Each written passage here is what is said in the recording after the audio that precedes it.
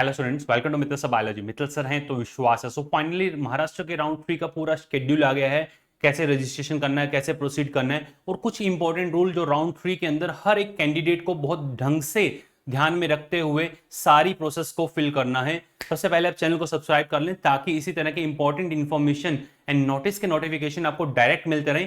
Channel को subscribe करना नहीं भूलें। देखिए, आप महाराष्ट्र के अंदर महाराष्ट्र की जो वेबसाइट है उस वेबसाइट पे आप जाएंगे। जैसे ही वेबसाइट पे आप जाएंगे, सबसे नीचे आपको नीट यूजी जो देखने को मिल रहा है, आप नीट यूजी पे क्लिक करेंगे। क्लिक करते ही आपको राउंड 3 नोटिफिकेशन ये देखने को मिल रहा है। नोटिफिकेशन पहले ही आ गया था। आप कहेंगे सर आज क्यों आप एक्सप्लेन कर रहे हो, आज से इसके रजिस्ट्रेशन स्टार्ट है। देखिए आप 6 अक्टूबर क्या है नोटिफिकेशन और क्या है इंपॉर्टेंट रूल, अच्छे से समझें।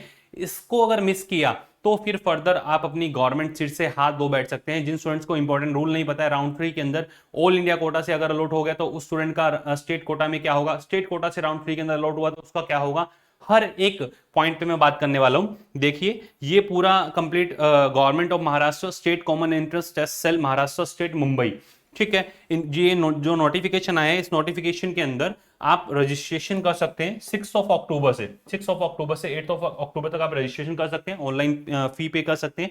आफ्टर दैट जो कंबाइंड प्रोविजन लिस्ट आएगा वो 9 अक्टूबर को आएगा। Publication of the seat matrix जो आपको देखने को मिलेगा वो 9 अक्टूबर को देखने को मिलेगा।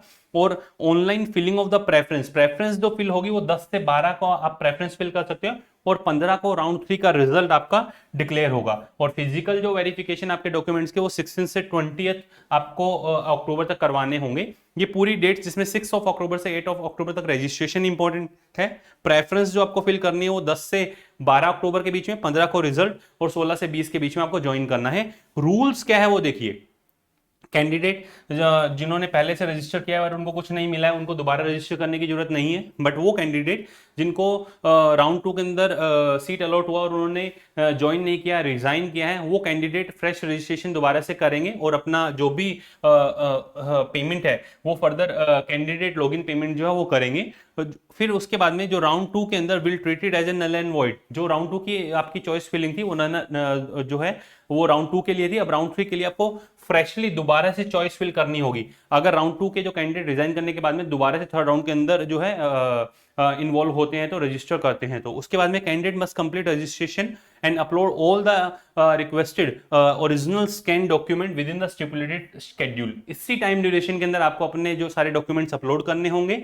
Next, candidate allotted a seat in all India quota. Most important rule, all India quota third round में अगर आपको सीट अलॉट हुई है तो आपको स्टेट के अंदर सीट नहीं मिलेगा। ऑल इंडिया कोटा की आपको सीट जो है वो ज्वाइन करनी होगी। Will not be consider for the CAP round 3 and subsequent round of the state counselling. आप स्टेट काउंसलिंग से बाहर हैं, अगर आपने ऑल इंडिया कोटा के थर्ड राउंड के अंदर एंट्री ली तो आप स्टेट कोटा के अंदर एंट्री नहीं ले सकते, स्टेट कोटा के थर्ड राउंड के लिए एलिजिबल नहीं है। It is mandatory to join the allotted seat in the CAP round 3 and candidate who are allotted a seat in cap round 3 will not be considered for the subsequent round irrespective of the whether they join or do not join to the allotted seat in round 3। State में भी अगर आपको round 3 मिल जाती है तो seat आपको लेनी है, उसमें आपका कोई ऐसा नहीं है कि हम आगे जो है उसके आगे के राउंड के अंदर जा सकते हैं।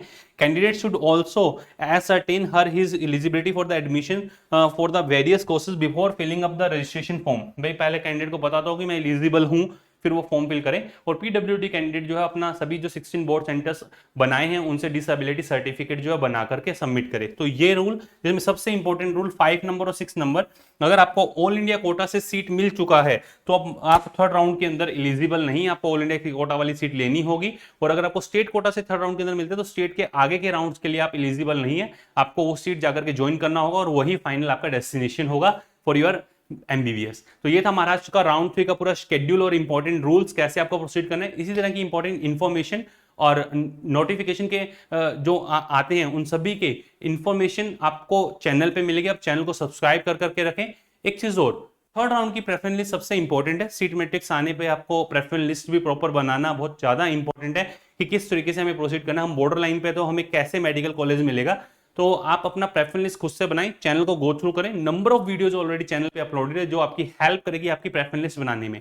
फिर भी अगर आपको रिक्वायर्ड है कि नहीं सर हमें जो हमारी क्यूरीज सॉर्ट आउट करवानी है, तो नीचे जो नंबर दिए हुए 9610660321 पे आप अपना मैसेज ड्रॉप कर सकते हैं और जो भी आपकी क्यूरीज है वो सॉर्ट आउट करवा सकते हैं। बने रहिएगा चैनल पे, आगे के महाराष्ट्र के जितने भी नोटिस आते हैं उन सभी के नोटिफिकेशन आपको डायरेक्ट मिले, इसलिए वजह से चैनल को सब्सक्राइब कर रखें। All the best to all of you, love you all, thank you.